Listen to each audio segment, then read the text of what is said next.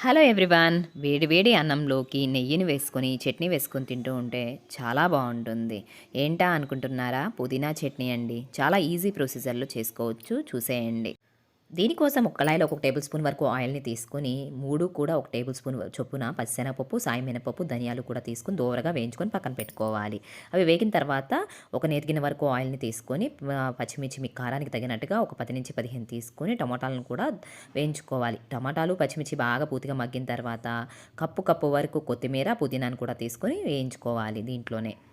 ఇవి పూర్తిగా వేగిన తర్వాత స్టవ్ ఆఫ్ చేసుకొని కొంచెం పసుపుని, అలాగే చిన్నులపాయ గర్భాలను, కొంచెం చింతపండుని తీసుకొని, అలాగే ముందుగా వేయించుకున్న వాటిని కూడా తీసుకొని మొత్తం అంతా కలిపేసేసి, అలాగే సరిపడినంత ఉప్పును కూడా వేసుకొని, జీలకర్ర పక్కన పెట్టేసుకోవాలి. దీన్ని మిక్సీలోకి పల్స్ మోడ్‌లో చేసుకుంటే గనక మనం రోట్లో నూరినట్టుగానే ఉంటుంది. పోపు పెట్టేసేస్తే చట్నీ అయితే రెడీ అయిపోయిందనమాట. వీడియో మీకు నచ్చితే తప్పకుండా లైక్ చేసి సబ్స్క్రైబ్